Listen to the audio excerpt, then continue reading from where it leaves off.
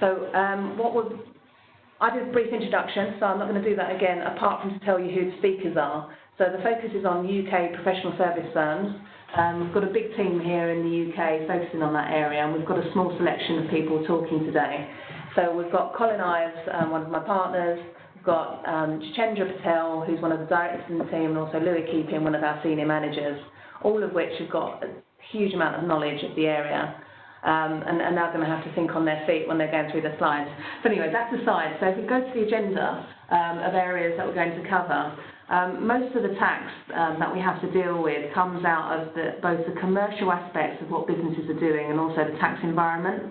There's been a lot of change in both of those areas, and we could talk for ages on these points, but we've tried to focus down on certain elements of it. So we've got the lovely world of Brexit, along with international expansion, and almost every professional service firm that we come across now is having to deal with one or other of those matters. Louis is going to cover those points. Jitendra is going to pick up on the deductibility of partner expenses, of which there's been quite a lot of recent noise on, and also the anti-avoidance area of disguised remuneration for those who are self-employed and partners, lots of uncertainty in that area.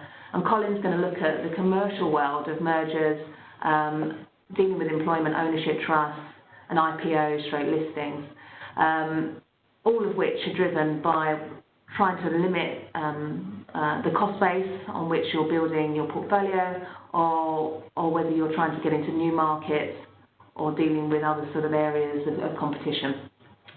There's an ability to ask questions, and thank you for all those that have mentioned that they've got issues on the screen. Please do send the questions in, and we'll deal with those at the end, or if we don't have time, we will pick up with those questions separately after the webinar.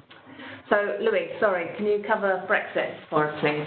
Yes, of course. Hopefully it'll be better second time round. So, as we know, there continues to be a lack of clarity with negotiation continuing as to how businesses will operate in mainland Europe and cross-border transactions if, or indeed once, the UK leaves the EU. Professions that are regulated face greater uncertainty, such as law firms and patent attorneys, depending on the agreements reached between the UK and the EU. Certain jurisdictions, for example, may require a majority control of EU-qualified individuals to be able to operate under certain structures. Brexit continues to remain high on professional services firms' agenda, in particular regulated firms where the services they can provide will potentially change after Brexit. So on to the next slide. As such, the businesses will need to consider their legal structure, tax and regulatory rules in locations where they are situated. Those regulated firms most likely to be affected are EU operations held within a UK incorporated entity, EU operations held within a non-UK incorporated entity, and EU incorporated entities with UK regulated individuals. Certain jurisdictions may offer grandfathering provisions for structures already operating in an EU territory. Take, for example, law firms structured as UK LLPs operating with a branch in France. These should be able to continue operating in this way on a hard Brexit, providing they are registered and operating before the date of exit. Some firms may wish to restructure twice, putting a structure in now should a hard Brexit force a change in operation, in order to continue providing services in a worst-case scenario, and a further structure when the final details are known. It should, however, be noted that restructuring EU operations into a separate EU legal entity could constitute a demerger of the UK LLP, and the tax consequences will, of course, need to be factored in as a cost of the firm. In our experience, despite a lot of the issues being of a regulatory nature, the consideration for the operating structure falls on the tax and finance teams. So we've been assisting many firms with alternative structures, the consequences of such on a hard Brexit. So in our experience, it's certainly best to have these discussions early, as they often need to be decided at the managing board level. So that was just a quick recap on Brexit. Obviously, there's lots more we could talk about on Brexit, but we just kept it high level for now, given the level of detail in mind. So moving on to international expansion.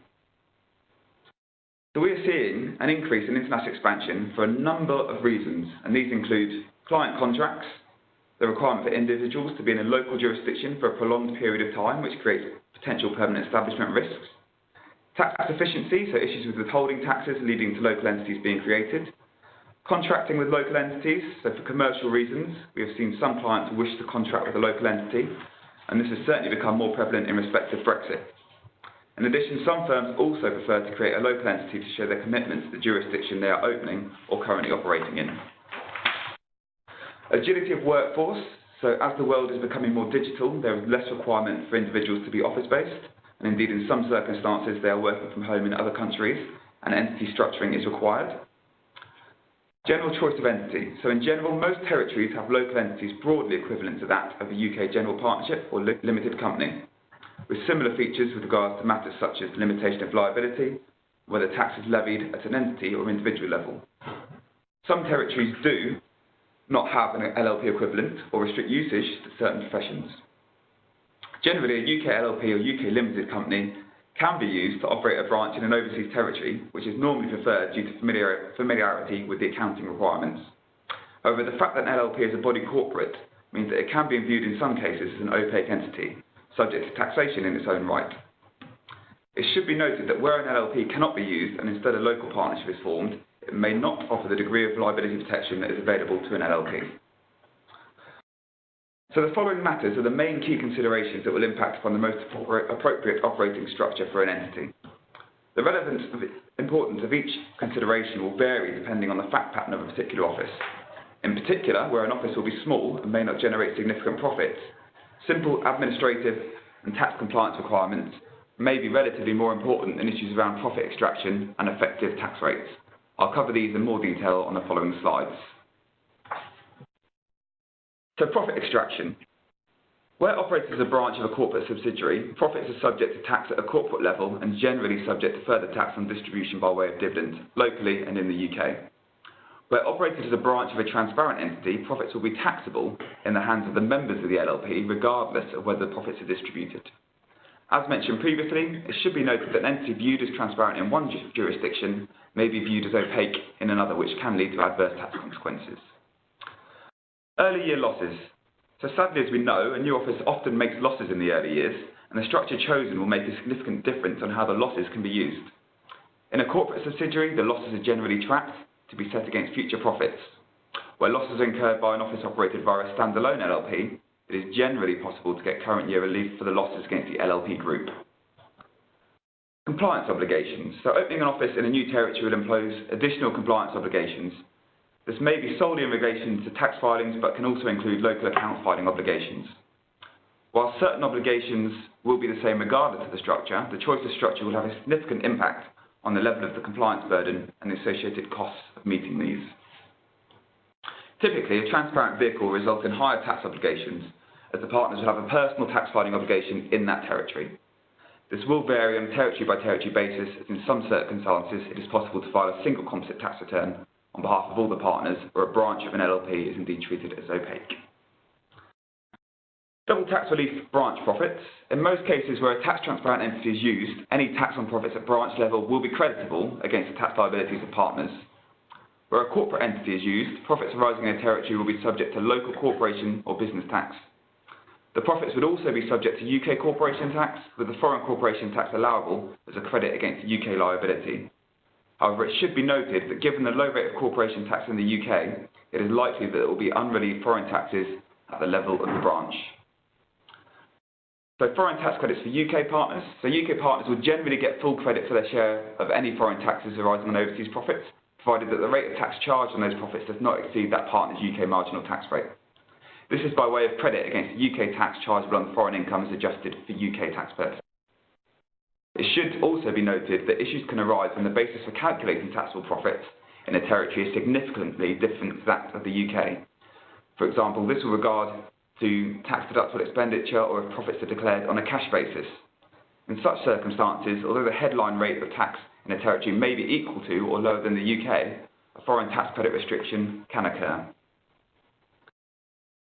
Moving on to foreign tax credits for non-UK partners.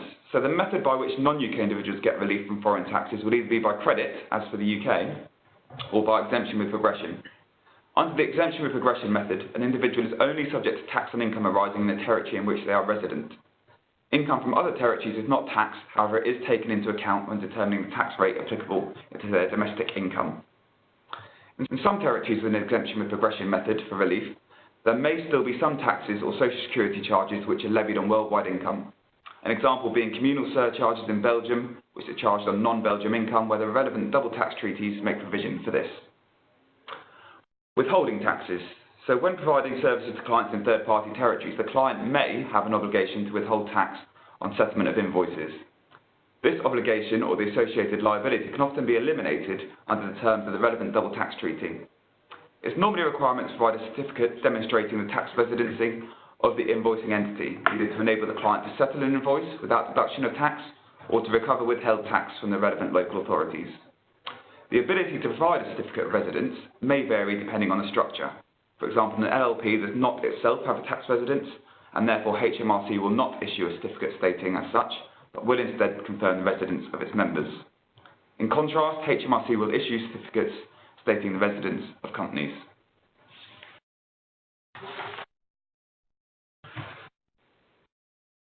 Moving on to permanent establishment risks. So it's possible to create a taxable precedence in a territory where the firm does not have an office.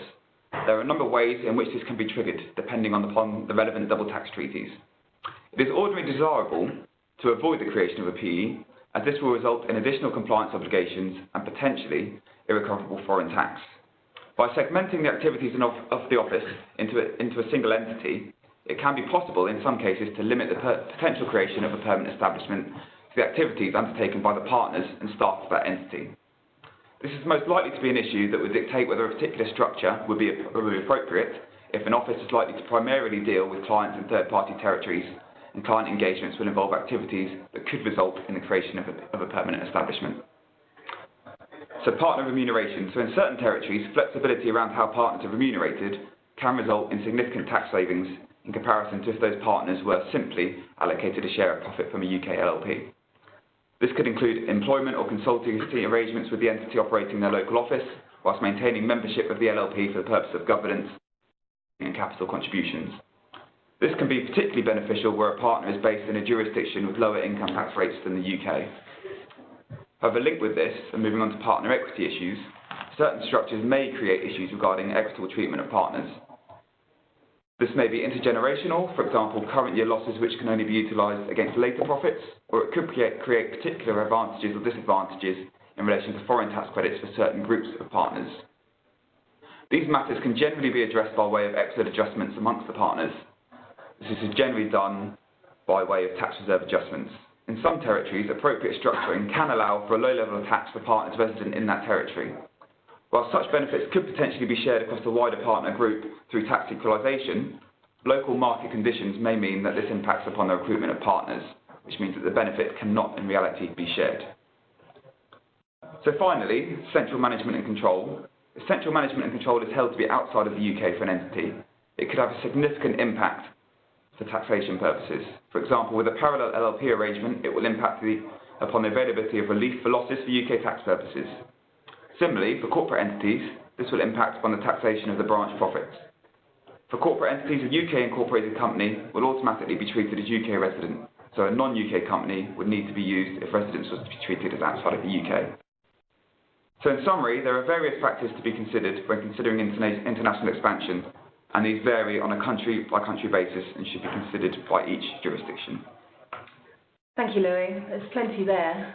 One of the other aspects, of course, that we also look at is how you might extract yourself from a country once you're in it, because you're never quite sure how things might take off. So looking on the downside as well. Okay, plenty of things to be thinking about there, and each jurisdiction obviously is different as well. Often a big area on what we spend our time advising clients on. Okay, so moving on to something slightly different, which is also interesting to businesses, particularly with the high effective tax rates that might come along with some partnership structures. So Jitendra, would you like to pick up on deductibility of partner expenses? Sure, thank you, Anna. Yes, this is a topic that's relevant for our professional service firm clients that are structured as partnerships. The issue is, are expenses incurred by partners tax deductible? I'm going to talk you through some recent case law and principles, as well as some developments in HMRC guidance, and a few practical points to think about. So, as mentioned, there's been some recent case law on this topic. The tax case of Baines versus HMRC has rumbled on for a number of years before it was finally decided by the Court of Appeal last year. it clarified some important principles as to when an expense incurred by a partner personally is or isn't deductible for tax purposes. I'm going to start by running through some of the facts of that case in order to set the scene. So, at the time of the dispute with HMRC, when that first arose, Peter Vaines was a partner in a UK law firm, Squire, Sanders and Dempsey LLP, or SSD for short. However, he had previously been a partner in a German firm called Harman Hemmelrath. He was based at its UK office until 2005, when the German firm was dissolved. At the time of that dissolution, the German firm owed 17 million to a German bank, and the bank was pursuing the partners, including Mr. Vaines, for recovery of that debt. It was accepted throughout that there was a genuine risk of Mr. Vaines being made bankrupt as a result of the action being taken by the bank, and this would have cost him his position as a partner at SSD and damaged his professional reputation going forward. So, understandably, in order to avoid this, Mr. Vaines agreed to pay $300,000 to be released from all claims in full and final settlement. The money to pay the settlement was lent to him by the LLP, but the firm itself took no responsibility for the payment itself. So what happened next? So Mr. Vaines then amended his 2007-8 personal tax return in order to claim a deduction for the cost of settling the claim. At the time, he wrote to HMRC explaining how he was making the deduction in his tax return, and discussions ensued. Of course, which has brought us to this position, HMRC disallowed the deduction, bringing about the dispute. Okay, so now I'm going to move on to the outcome, so fast forwarding a few years, and the principles arising from the decision at the Court of Appeal. There were two key questions that needed to be answered. The first question was, what was the trade carried on by Mr. Vaines in 2007-8, the period in which he claimed the deduction? So, Mr. Vaines argued that the trade in question was his profession as a solicitor, whereas HMRC argued that the trade which needed to be considered for this purpose was the trade which was carried on by SSD, i.e. the LLP, being carried on collectively by the members. Unfortunately for Mr. Vaines, the Court of Appeal agreed with HMRC. They said the only source of professional income that Mr. Vaines had in 2007-8 was his share of profits of the trade of the LLP, and that trade was carried on by the members collectively for tax purposes, and it was in this context that the deduction had to be considered. So, having determined what the relevant trade was, the second question to be considered was the payment wholly and exclusively incurred for the purposes of that trade? The expenditure was found to have brought peace of mind to Mr. Vaines and it enabled him to continue in his chosen career. But quoting directly from the decision, there was simply no way in which the test could have been satisfied. The LLP's involvement was limited to lending the funds, and the firm itself had very deliberately not wished to incur the expenditure. Therefore, there were no grounds for allowing the deduction. Some comments made in the Court of Appeal suggested Mr. Vaines' case may have been stronger if the LLP, and therefore the members collectively, had taken the decision to bear the cost of the settlement, but the case had to be decided on the facts, and on that basis, the appeal was dismissed.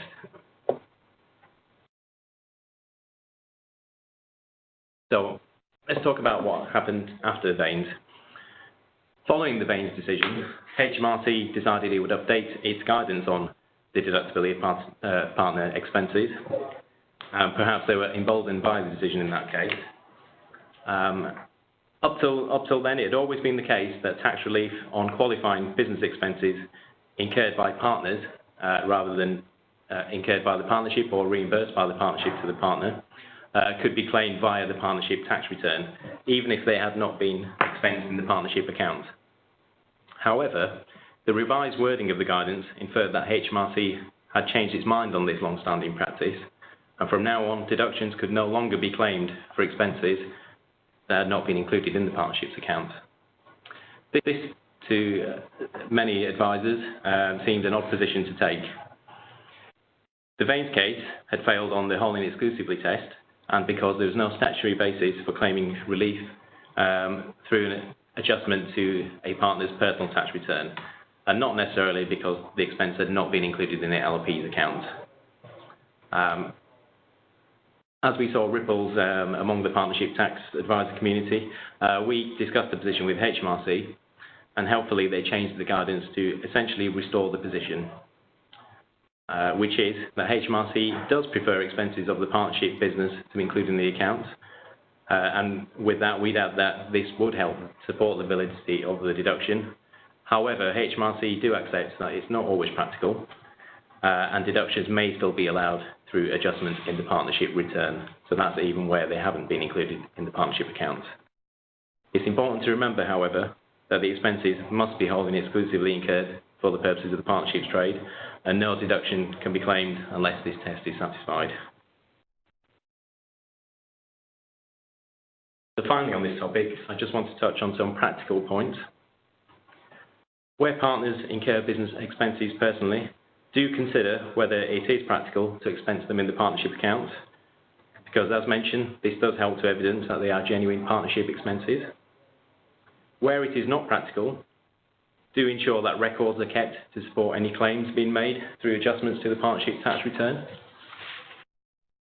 Some of the items that we commonly see falling into this category include partners' use of their own home offices, as well as their own cars, and also sometimes we see professional subscriptions costs met by partners personally. They do always remember that the wholly and exclusively test must be met, and do expect HMRC to apply this rigorously. This is the sort of issue that is bread and butter for a HMRC inquiry. Another point to mention is that capital allowances for business use of qualifying assets owned personally by partners can also be claimed through the partnership tax return. But again, do remember that it's not possible to claim tax relief solely through the partner's personal tax returns. All partnership-related claims must go through the partnership tax return. Okay. Thank you very much. I think that's very clear now, and that it's great that the case has finally been concluded and that people have got a basis to go on. So another area of focus and of interest, because it's new legislation as well, is disguised remuneration and the impact for self-employed or partners. Thank you, Anna. Yeah, so moving on to this topic, which is relevant to partnerships and their partners. I'm going to talk about the disguised remuneration rules which apply to the self-employed and partners. I'm going to start by talking a little bit about the background behind disguised remuneration in order to set the context, and then move on to talking about what the new rules are and when they may apply to partnerships. You'll see that this can be perhaps in unexpected situations. In particular, a question that advisors are grappling with at the moment is whether partner drawings or loans are caught by this. I'll also finish by talking about some practical points at the end as well. Okay, so just to run you through a little bit of history to begin with. There was a lot of perceived abuse by companies using employee benefit trusts, or EBTs for short, and similar trust arrangements to avoid employment taxes. Football fans in particular may have heard of the use of EBTs by Glasgow Rangers to pay players in the form of loans back in the early 2000s. The aftermath of this eventually led to the collapse of the club after being pursued by HMRC. As well as tackling those cases, HMRC also introduced wide-reaching legislation in 2011 to counter these schemes. The rules, which catch employment income provided through third parties, effectively ended new employee arrangements, and HMRC to this day continue to pursue tax from prior arrangements. Okay, so coming back to the new rules for self-employed and partners, HMRC were concerned about disguised remuneration arrangements involving non-employees, including so-called contractor loan schemes. As such, new rules were introduced in April 2017 to catch trading income provided through third parties. These rules effectively extend the principles of the disguised remuneration rules to the self-employed. However, they do operate on a standalone basis.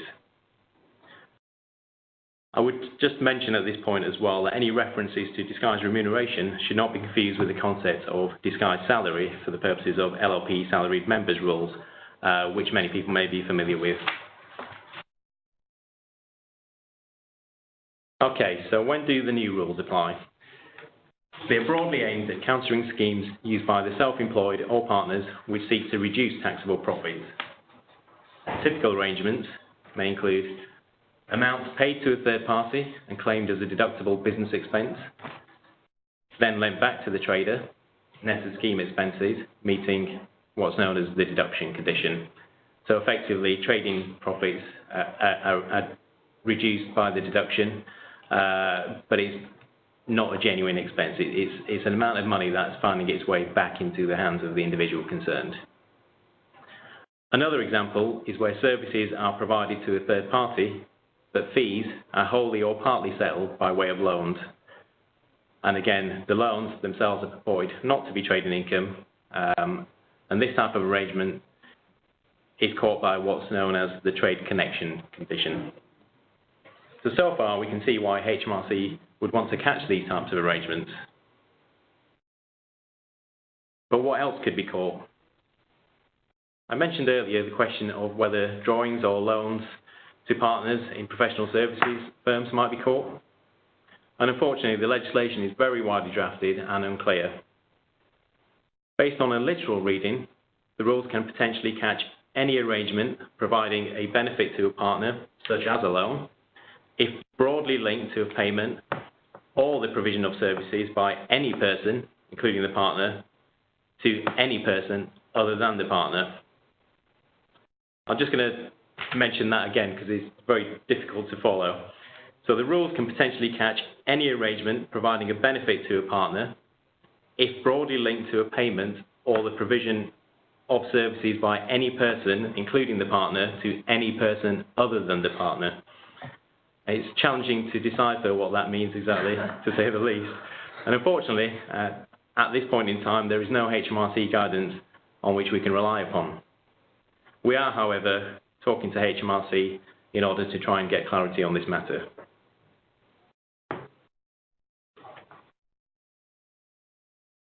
Okay, I'm not going to spend too long on this, but people may have heard about loan charges applying from 5th of April 2019 in the news. The government introduced the loan charges to try and encourage repayment of existing disguised remuneration loans, and it can apply to any loan made on or after 6th of April 1999, which remain outstanding at 5th of April 2019, and those loans would have been caught by the disguised remuneration rules if they'd been made on or after the date of those rules coming into force. So the point to bear in mind is that where the new rules for self-employed and partners would catch a loan arrangement if the rules had been in force at the time the loan was made, then potentially a loan charge arises. But as mentioned, the legislation is still very unclear, and there's very little HMRC guidance as to what is or isn't caught by this. So it is difficult at this point in time to surmise what arrangements are caught. So I'll just finish up by mentioning some practical points. Partnerships should review their policies on partner drawings or other loans or advances of any description, whether they are provided for by the partnership agreement or agreed otherwise. We think that drawings which are cleared by annual profit allocations are safe, but it is unclear whether excess drawings and loans which are not cleared by annual profit allocations might be caught. There are certain particular facts which may increase the risk of the rules biting. For example, where drawings are not repayable to the partnership in certain circumstances, and particularly where a third-party investor is perhaps on board as a member of the LLP. Finally, just to reiterate again, we are talking to HMRC and hoping to get clarity on this matter, so please do watch this space for further developments. Challenging area, because of course it's much more beneficial if you get clarity on some of these areas, but unfortunately not at the moment. Okay, so moving on to from something that's quite detailed and specific issues to something that is much wider and can cover a multitude of aspects, which is mergers. So Colin, take us away. Thank you, Anna. I just thought I would run through a few topics around transactions that we're seeing in the professional service sector. I'm conscious of time and the end time of 10, so I'll skip through quite quickly, but hopefully the notes on the slides will help. What we're seeing is a lot of increased activity on mergers or acquisitions and bolt-ons. They're all with all sorts of different phrases you see used, but they're invariably most combinations are called mergers for the sake of the wider community and the firms involved, because it implies a continuation and a good scenario rather than a difficult scenario. All of these in tax terms in the UK can create continuation or cessation situations. And there's effectively the three different scenarios of a continuation for both firms, cessation for both firms, or a continuation for one and a cessation for the other firm. And those has to be considered for all the entities concerned. Generally, UK HMRC are reasonably helpful on this, in that they will give a ruling, and therefore we would normally recommend that actually you do approach HMRC to discuss what's going on, and they like to be involved real time, as they say, and nothing better than talking to them about the merger and how you intend to treat it. The general principle and the easiest argument is that it is a merger and a continuation for the firms, in that each individual partner will invariably still be acting for the same clients in the same way after the merger as they were before the merger, and therefore it's normally quite easy to get a continuation. Where it doesn't apply is where there's a significant change in the business, and there's a greater impact, i.e. a small firm being taken over by a larger firm, where actually a lot of the small firms are clients changing, and so on. But nevertheless, that's what you need to consider, is the continuation and cessation. And the reason you need to consider that is that it has an impact in respect of the overlap relief, i.e. the amount that's doubly assessed when a new partner becomes a partner. And what can happen is that the overlap is crystallised, and it may bring forward tax payments, and therefore have a significant cash flow on the merged business. The other thing not to overlook is the change of accounting date. One firm may have a different accounting date from the other, and one or both of the firms may change accounting dates as part of the transaction. It's important to look out for that, because actually the impact may not be in the year that you expect. You'd normally expect it to be impactful in the year of the actual merger, but it may well be a year or so beforehand, because of the way the change of accounting date rules work. In an overseas context, again, you need to consider the impact of the non-UK partners, because it may have a significant change to how they are assessed in their jurisdiction, because invariably they won't have the same current year basis of assessment as we have in the UK. So therefore sometimes be taken to consider their impact. And it will also impact on what we call valve partners, which are the common partners between the UK entity and a overseas entity, all part of the common group as such. And it may be that you want to retire some of the valve partners and manage new ones in. And that needs managing it so that you avoid the double assessment, or you minimise the double assessment on new partners. And also you manage the impact of the overlap relief when crystallised. So as I say, most of that is manageable, but they're important things to consider. And invariably they don't limit or prevent a merger, but they're important pieces of part of the cash flow planning and so on. What we're seeing in the market these days is some new issues arise, and I'm dealing with one recently where actually the target firm of a merger was a limited company. And they'd incorporated a number of years ago for different reasons. But actually the advisors to the limited company had said that actually, because of various UK tax rules, the merger wasn't recommended, because there was a movement of value from the company to the individual partners, and that crystallised potential liabilities. The reality of the situation, it wasn't as black and white as that. The other advisors were correct in what they were saying, but actually there were alternatives available. And therefore, in a situation where a limited company is the target, there's a number of different ways that the transaction can be undertaken. And first of all, you need to decide whether it's a sale by the company, i.e. the sale of the trading assets by the company. That leaves a second layer of tax on getting the money out of the company to the former partners. Is it a purchase of the shares, in which case you might be able to acquire them via a subsidiary and trade the business probably down through the subsidiary, and that will actually change the nature of the limited company. And another one, which is unusual, but actually was the solution in my scenario, was the admission of the limited company as a partner in the new LLP, the new merged firm. Completely falls foul of mixed membership rules, but actually what do the mixed membership rules do? All they do is create a situation where you have a limited company as a partner, and there's individuals who are partners behind that. The mixed membership rules say that you tax the income of the company as that of the partner.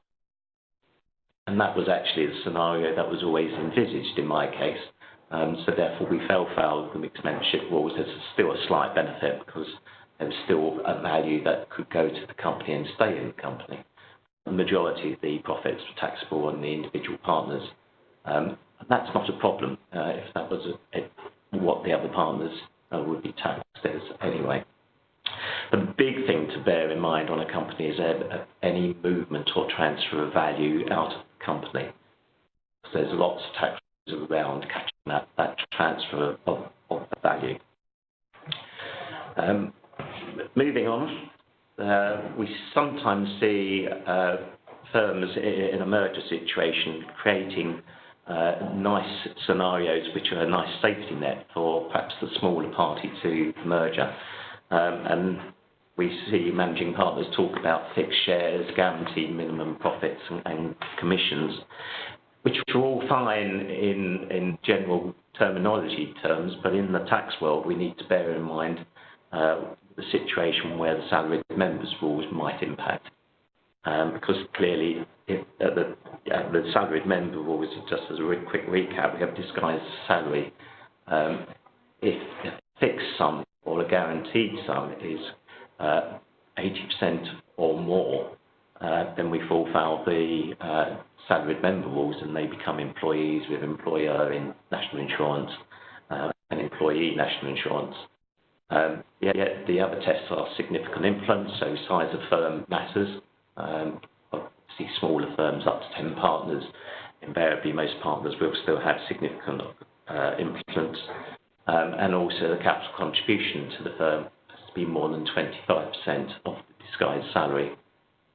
But don't forget, it only applies to active partners. So if you've got somebody retiring as part of the deal, then actually it might be worth considering making them a sleeping partner for a year or two so that they're paid out a profit share, but that it won't fall foul of the salary member rules. The next slide I won't dwell on too much, but it's just a list of common tax due diligence issues, and the big one is the first one, which is consultants.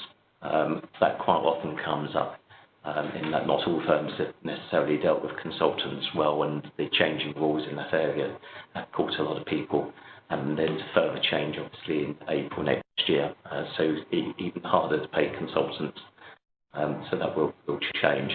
The rest of those I'm not going to dwell on because of time, but they are important issues to consider on a merger. What I thought I would also talk about is employee ownership trusts, because they do offer an alternative arrangement for firms which have succession issues. And we recently did a significant employee ownership trust for a law firm where the senior partner was coming up to retirement. He's not quite ready for retirement yet. He was looking for a way out. The business had built significant value, but we had looked at a sale exercise, and that really didn't come up with what was wanted. We looked at private equity, and it really didn't come with the solution because it involved external ownership. But actually, what it created was a good environment and a good partnership and a good collective culture. And the solution we came up with was the use of an employee ownership trust. And there's some background. There's in the latest slide, the Cass Business School did research around employee ownership businesses, and there's some real benefits are derived from employee ownership trusts and employee ownership. So you have the collective schemes like John Lewis and the like. That's all out there. There's also benefits to the vendor, which I will come on, but we need to consider the transactions, and there's clear qualification. Slight misconception that it's entirely employee ownership. It has to be 50% or more externally owned, and therefore you can actually still have 49% owned by the former partners or the partners or key individuals. There are three key steps. First of all, qualifying employee ownership trust has to be established with a trustee. So the choice trustee could actually still be the senior partner who's selling out, for example, amongst others. Shareholders, partners sell their shares in the trading company to the trustee under a sale and purchase agreement, and the company continues to operate, creates profits each year, which after corporation tax it uses to make payments to the EOT. In the case of a partnership, we have a two-stage. So we have to get from the partnership into a limited company, and that's invariably by way of an incorporation. And if we use Section 162, the conditions of which are on the slide, that comes with a no gain, no loss transaction. So we will roll over the gain into the shares. So what does the disposal to an EOT look like? This small diagram. Basically, the vendors sell their shares to the employee ownership trust. The EOT is funded by the company, may not be immediate, so therefore it can be out of future profits. And the EOT pays the purchase price in tranches to the vendor. That enables us to have lock-in arrangements and so on and so forth around the individuals selling and so on. So that works quite well within a professional service environment. Just a brief summary of the advantages of selling to an EOT: culture and sense of community, greater ownership, everybody has an interest, creates an immediate friendlier purchase for the company, and there's income tax CGT exemptions, so on the sale of the shares by the vendors, they're tax-free, so that's a really, really good benefit. And for the employees, again, payments by the bonus, you can get up to $3,600 a year tax-free coming out if they're still liable to national insurance. Finally, turning to IPO and listing, we're obviously seeing a number of these. I won't dwell too much on this, but there's a number of different options. There's full incorporation, or that you can do it by way of a corporate partner, i.e. the listed vehicle is a corporate partner in the LLP business, which continues. You have to watch out for mixed member rules because the corporate partner may well be owned by the individual partners. So therefore you need to consider how the members are remunerated. Also need to consider how much it goes on the open market. Listing, it won't be the full number of shares, although that may be where you end up. Typically 25% or more shares will be listed. And different listings, obviously in the legal profession we've only got one fully listed law firm, but there are a number on AIM, and we also see in the property industry a lot of listed businesses. It's a disposal for capital gains tax, so there's the availability of entrepreneurs relief. Of the partnership, that's fine. We can access 10 million at 10%, so that works really well. But actually, once you've incorporated, you're restricted to anybody with a 5% or more interest. So therefore there's the transaction and incorporation and so on, which is one of the reasons why it might be way of a new corporate member to an LLP, because that enables us to use as relief in subsequent transactions. But if you go with the full incorporation into a company, we've got Section 162 and 165 reliefs, 5% testing. Just finishing off, as we've run out of time, there's a number of challenges and listed on the next slide. The big one there is regulation, and the biggest one of out of all that is international. It's time for us to have regulation for legal services businesses, but actually internationally that can be and will be a big issue. And therefore, if you look at the listing documents of some of the businesses out there, you will see quite complex structures, ownership, control, due to overseas regulatory authorities. And I'll cut off there. Okay. Because we've run out of time. Yeah, well, thank you very much, and apologies for the issue that we had earlier on the being able to hear for some people. Thank you to our speakers. We will circulate the slides and the recording, so if anybody did miss any aspects of that, as a brief canter through, and then we can pick that up. We'll also pick up on the questions that we've received with the individuals that have submitted them. Thank you all for listening.